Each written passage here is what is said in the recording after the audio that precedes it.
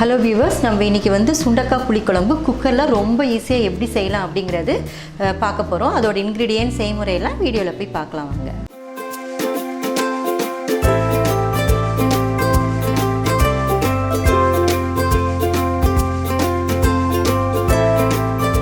ஒரு கை அளவுக்கு சுண்டக்காவை நல்லா இடிச்சு கழுவி வச்சிருக்கேன். புளி வந்து ஒரு சின்ன எலுமிச்சை அளவு கரைச்சி வச்சிருக்கேன். நீங்க புளிப்பு அதிகமா விருப்பப்பட்டீங்கன்னா அதிகமா கூட யூஸ் பண்ணிக்கலாம். உப்பு தேவையான அளவு, மஞ்சள் வந்து ஒரு 2 சிட்டிகை அளவு. இதுக்கு வந்து இந்த குழம்பு மிளகாய்த்தூள் போட்டால் தான் நல்லா இருக்கும். அது ஒரு 2 ஸ்பூன் அளவு எடுத்திருக்கேன். அது இல்லைன்னா நீங்க plain மிளகாய்த்தூளும் தனியாத்தூளும் சேர்த்திக்கலாம். அரைக்கிறதுக்கு வந்து ஒரு சின்னதா ஒரு பெரிய வெங்காயம் எடுத்திருக்கேன். நீங்க சின்ன வெங்காயம் எடுக்கிறதா இருந்தால் அரைக்க வேணாம், அது சுண்டக்காய் வதக்கும் போது நம்ம வதக்கிக்கலாம். நான் எல்லாம் அரைக்கிறதுனால பெரிய வெங்காயம் எடுத்திருக்கேன். சின்னதா ஒரு பெரிய வெங்காயம், சின்னதா ஒரு தக்காளி, ஒரு 4 பல் பூண்டு, ஒரு 10 லிருந்து 12 அளவு மிளகு, தேங்காய் வந்து ஒரு 2 ஸ்பூன் அளவு எடுத்து. இப்போ இந்த சுண்டக்காய் குழம்புக்கு தேவையான இன்கிரிடியன்ட்ஸ்லாம் பார்த்துட்டோம். இது எப்படி செய்யறதுங்கிறது வீடியோல பார்க்கலாம். இப்போ வந்து அந்த சுண்டக்காய் குழம்புக்கு என்னென்ன அரைக்கலாம் அப்படிங்கிறது பார்க்கலாம். ஒரு சின்ன தக்காளி எடுத்துருக்கேன் இல்லைங்களா, அது போட்டுக்கிறேன். வெங்காயம் போட்டுக்கிறேன், பூண்டு, மிளகு,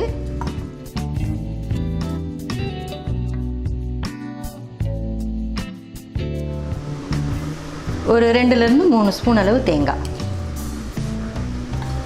கொஞ்சம் நல்ல பேஸ்டாட்டம் அரைக்கணுங்க, அப்போ தான் குழம்பு நல்லா திக்காக இருக்கும்.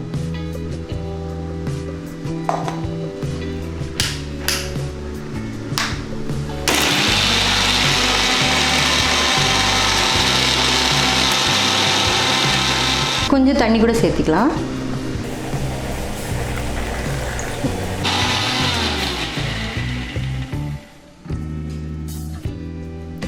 நல்ல பேஸ்ட் மாதிரி ஆயிடுச்சு. இந்த அளவு இருந்தால் போதும்.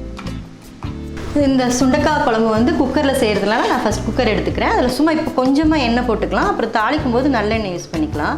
சும்மா கொஞ்சம் எண்ணெய் போதும். ஒரு 10-15 பல்லு பூண்டு எடுத்துருக்கேன் சின்ன சின்னதாக. நீங்கள் சின்ன வெங்காயம் ஆட் பண்ணுறதா இருந்தால் இந்த ஸ்டேஜில் ஆட் பண்ணிக்கோங்க. நான் பெரிய வெங்காயம் போட்டதுனால நான் அரைச்சிக்கிட்டேன். பூண்டு கொஞ்சம் நல்லா வணங்கட்டும். சுண்டைக்காய் இப்போ ஆட் பண்ணிக்கலாம். நம்ம நல்லா இடித்து வச்சுருக்கோம் இல்லைங்களா, அந்த சுண்டைக்காய் நல்லா ஆட் பண்ணிக்கலாம்.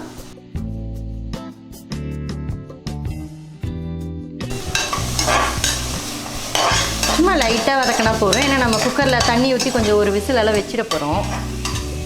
இது கூட அப்படியே நம்ம அந்த அரைச்சி பேஸ்ட்டையும் சேர்த்துக்கலாம்.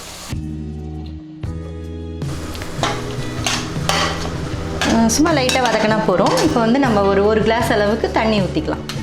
அந்த மிக்சிலேயே கூட கொஞ்சம் கழுவி ஊற்றிக்கோங்க.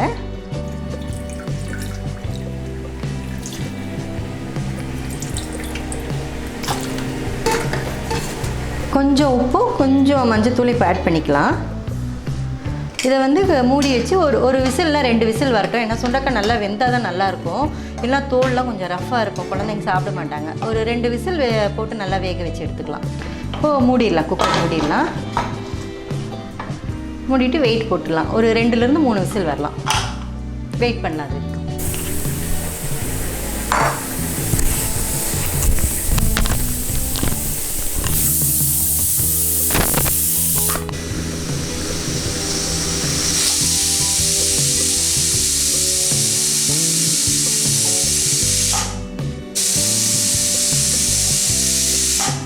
ப்ரெஷர் நல்லா இறங்கிடுச்சு. இப்போ குக்கர் திறந்து பார்க்கலாம்.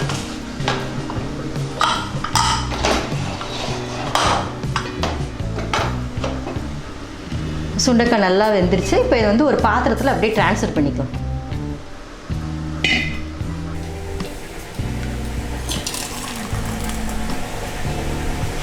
இப்போ இதில் தாளித்து கொட்டிக்கலாம். வானலி வச்சுக்கலாம். வானலி நல்லா காஞ்ச வைக்க நல்லெண்ணெய் தான் யூஸ் பண்ணணும். ஒரு 3லிருந்து 4 டேபிள் ஸ்பூன் அளவு நல்லெண்ணெய் யூஸ் பண்ணிக்கோங்க. நல்லெண்ணெயில் பண்ணால் தான் இந்த புளிக்குழம்புலாம் நல்லா டேஸ்ட்டாக இருக்கும். எண்ணெய் நல்லா காயட்டும், கொஞ்சம் வெயிட் பண்ணலாம். எண்ணெய் காஞ்சிருச்சு. கொஞ்சம் கடுகு போட்டுக்கலாம். கடுகு நல்லா பொரியட்டும்.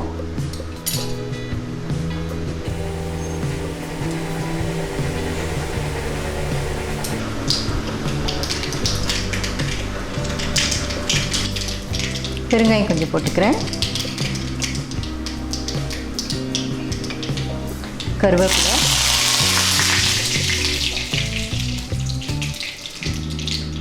இப்போ புளி ஏற்கனவே கரைச்சி வச்சுருக்கோம் இல்லைங்களா, அதை அப்படியே ஊற்றிக்கலாம்.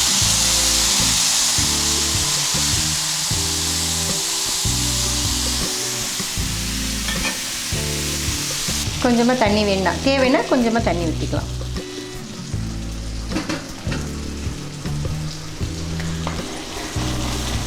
புளி தண்ணி கொஞ்சம் நல்லா கொதிக்கட்டும். கொதிச்சு வச்சு கொதிச்ச உடனே நம்ம மிளகாத்தூள், உப்பு அதெல்லாம் போட்டுக்கலாம்.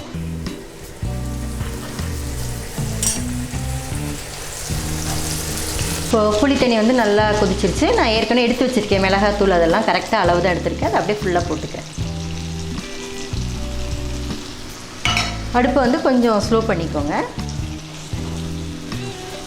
இப்போ இந்த குழம்பு தூள் போட்டோடனே அப்படியே நல்லா எண்ணெய் பிரிஞ்சு வரும்.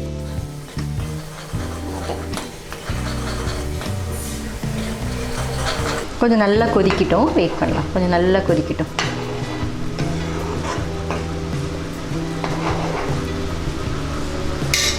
இப்போ பார்த்தீங்கன்னா நல்லா கொதிச்சிருச்சு, எண்ணெயெல்லாம் பிரிஞ்சு வந்துருச்சு. இப்போ வந்து இந்த ஸ்டேஜில் வந்து அந்த குழம்புல கொஞ்சம் கொட்டிடலாம் நம்ம. இப்போ தாளிச்சதை கொட்டிட்டோம். இப்போ கொஞ்சம் வாயில் போட்டு பார்த்துக்கோங்க, உப்பு காரம் ஏதாவது பத்தலைன்னா சேர்த்திக்கோங்க. இதை திரும்ப நம்ம அடுப்பில் வச்சு நல்லா கொதிக்க வைக்க போகிறோம். உப்பு காரம் ஏதாவது பத்தலைன்னா இந்த ஸ்டேஜில் சேர்த்திக்கோங்க. ஒரு 2லேருந்து 3 நிமிஷம் நல்லா கொதிச்சா தான் அந்த சுண்டைக்காயில் வந்து இந்த புளி, உப்பு, காரம் எல்லாம் நல்லா பிடிக்கும். ஆனால் நல்லா ஒரு 2 நிமிஷம் ஸ்லோவில் வச்சு, நல்லா ஒரு 2-3 நிமிஷம் கூட நல்லா ஸ்லோவில் வச்சு கொதிக்க வைங்க. கொஞ்சம் நான் வெல்லம் சேர்த்திக்கிறேன், உங்களுக்கு விருப்பப்பட்டால் சேர்த்திக்கோங்க. 1 நிமிஷம் ஆயிடுச்சு. இன்னும் 2 நிமிஷம் நல்லா கொதிக்கட்டும். கொதிச்சதுன்னா நல்லா திக்காகிடும் கிரேவி. இன்னும் நல்லாயிருக்கும் குழம்பு பார்க்குறதுக்கு. இந்த சுண்டைக்காலையும் நல்லா உப்பு காரம்லாம் பிடிச்சிக்கும். கொஞ்சம் பார்த்துக்கோங்க, உப்பு காரம் கரெக்டாக இருக்கான்னு பார்த்துக்கோங்க. பார்த்துட்டு அப்புறம் நல்லா கொதிக்க வைங்க. இன்னும் 2 நிமிஷம் நல்லா கொதிக்கட்டும், வெயிட் பண்ணலாம்.